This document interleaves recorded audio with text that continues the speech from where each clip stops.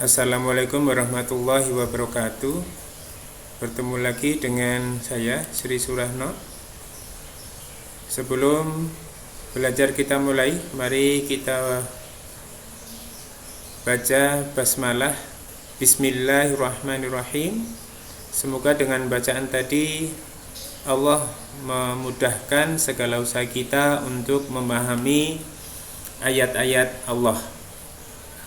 Teman-teman sekalian, pada bab 4 larutan elektrolit ini saya mulai dengan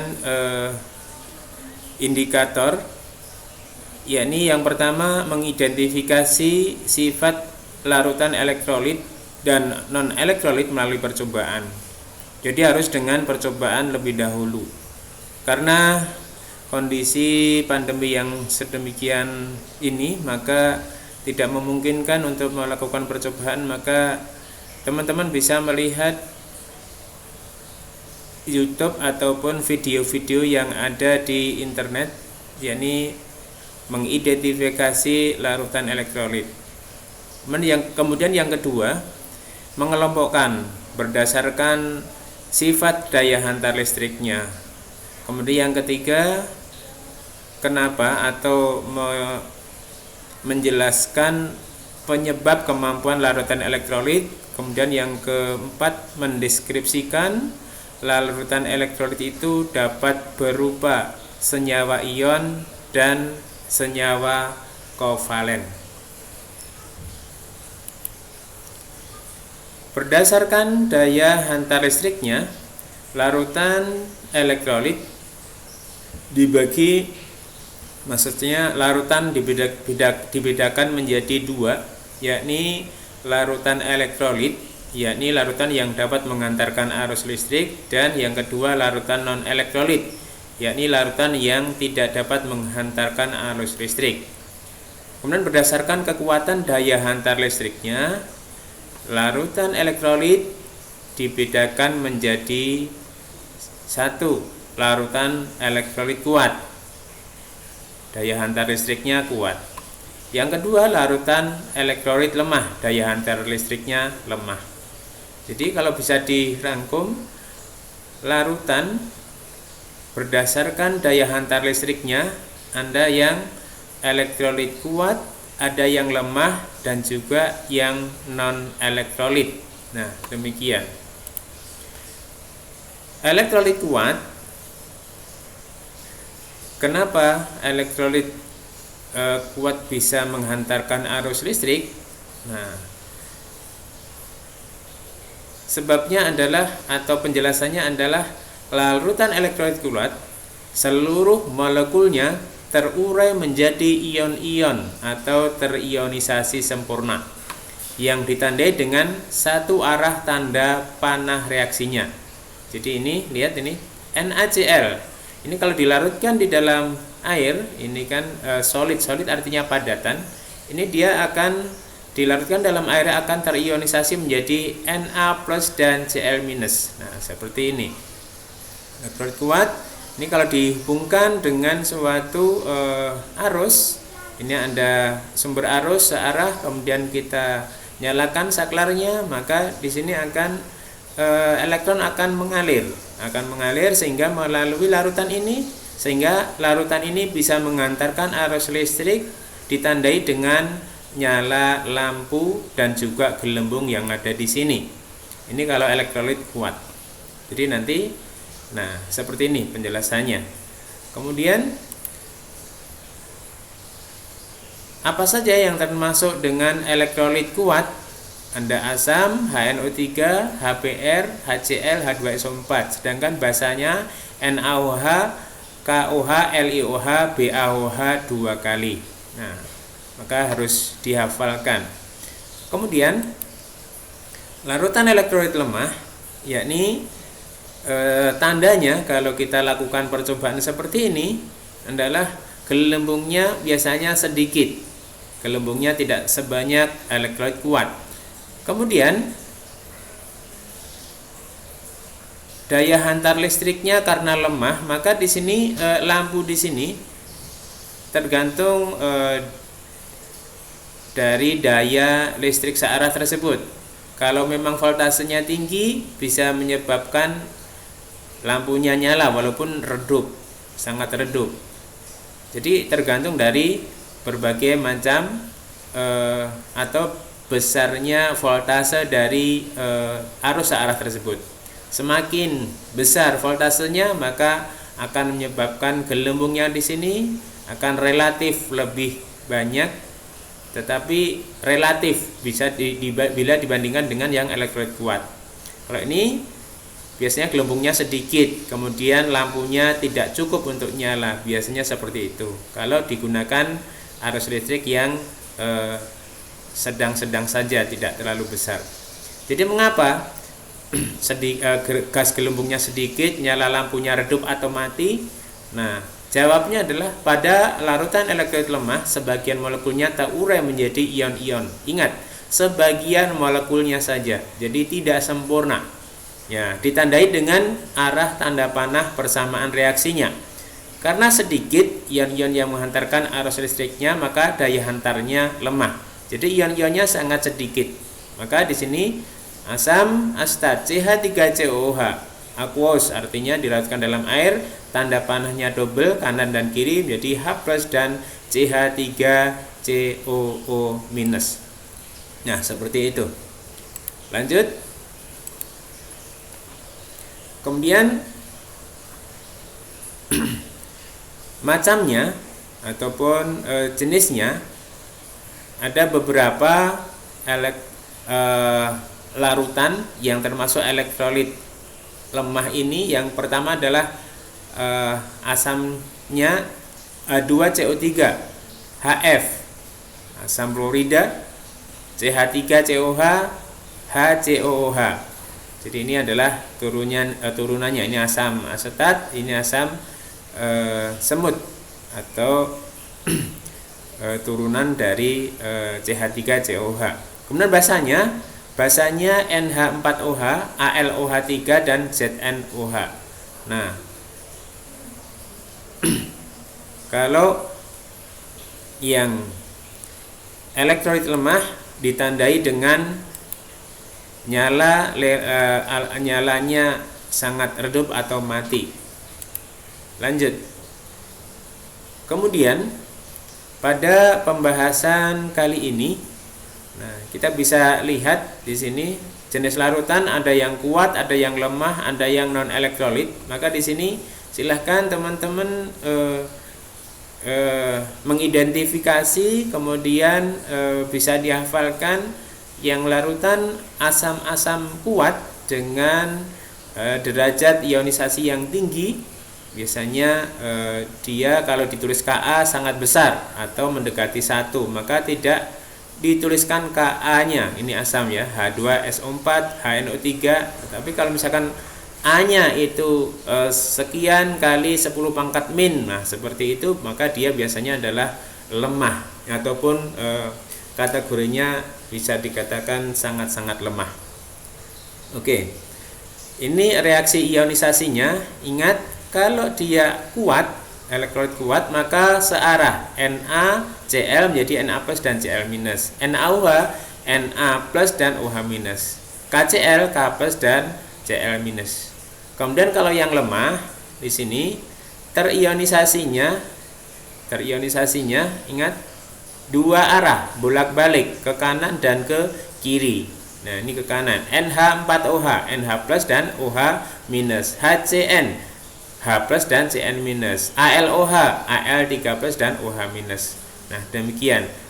Kalau non elektrolit, nah, tidak terjadi ionisasi sama sekali. Ada beberapa contoh non elektrolit, misalkan gula C12H22O11. Kemudian C,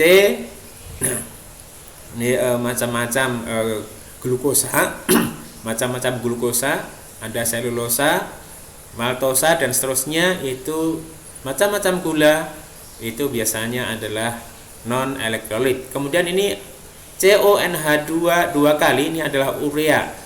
Ini C2H5OH adalah alkohol. Nah, teman-teman bisa bisa mengerjakan latihannya di sini. Kation, anion, MgBr. Maka garamnya adalah Mg ini Mb2+, Br-nya 1, maka kombinasi menjadi Mg.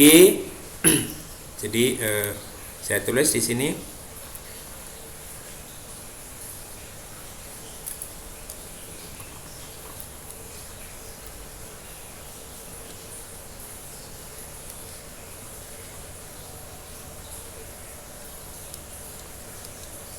ini ya. Nih, misalkan Mg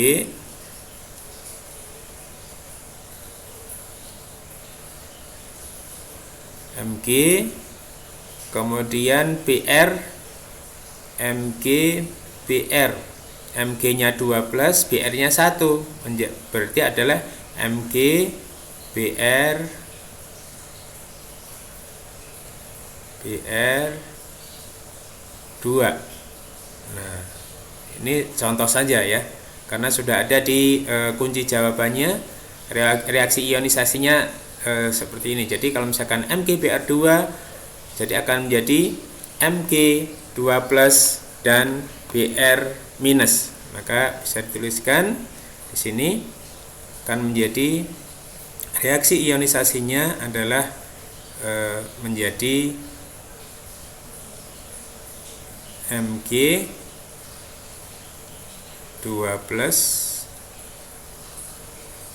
dan Br-.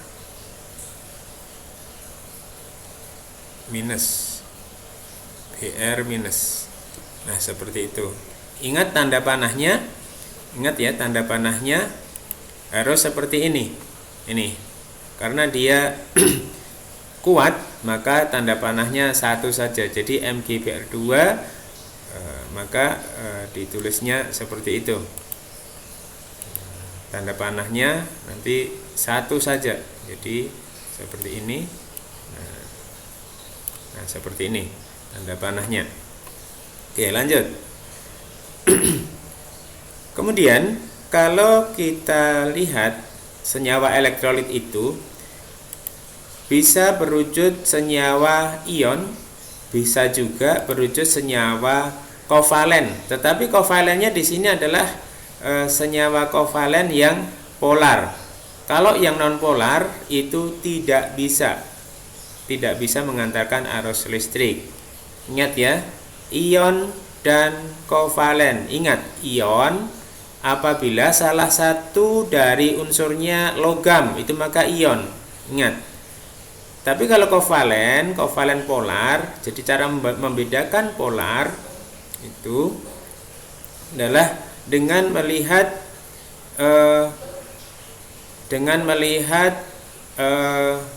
keelektronegatifannya. Oke ya. Jadi kalau senyawa ion nggak masalah ya. Senyawa ion itu pasti dia akan menghantarkan arus listrik, baik larutannya atau lelehannya. Nah, lelehan itu apa? Jadi lelehan itu kalau kita punya NaCl misalkan, kita punya NaCl yang dalam bentuk padatan, kemudian kita panaskan terus-menerus, dia akan menjadi lelehan. Nah, lelehan NaCl itu bisa mengantarkan arus listrik. Teman-teman bisa coba NaCl atau garam dapur yang ada di rumah kita masing-masing, coba panaskan terus sehingga menjadi cair. Maka dia, kalau kita uji dengan alat penguji elektrolit yang seperti gambar yang sudah kita lihat tadi, maka lampunya akan nyala gitu ya. Bisa diuji NaCl ya, gampang ini larutannya, gampang didapatkan maksudnya. Jadi NaCl, MgCl, MgCl2, CaCl2, semuanya ini adalah ion. Maka kalau ion, dipastikan lelehan, padatannya, larutan, semuanya menghantarkan arus listrik karena dia terurai menjadi ion-ionnya, baik dia berupa lelehan ataupun larutan. Maaf ya, kalau padatan di sini tidak menghantarkan arus listrik. Kenapa? Karena pada saat padat, ion-ionnya tidak mudah bergerak di sini. Oke, penjelasan saya seperti itu.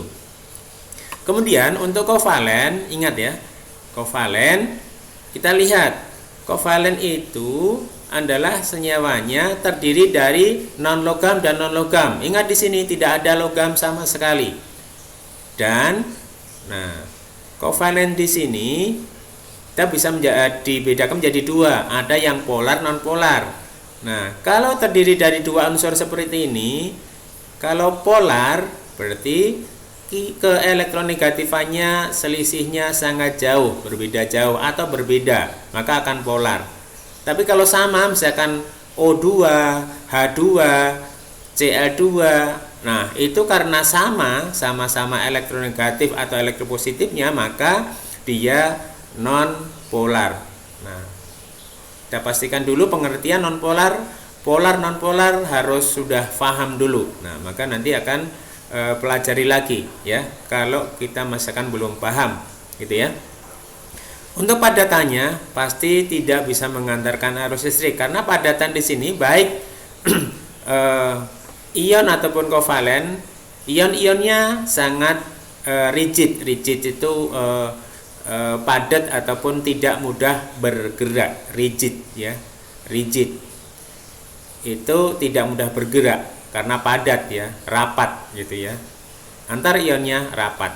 Kemudian untuk kelelehannya tidak dapat mengantarkan arus listrik. Kenapa? Nah, karena lelehan di sini beda dengan yang tadi yang yang polar tadi. Kalau polar kan ada kutub positif, kutub negatif.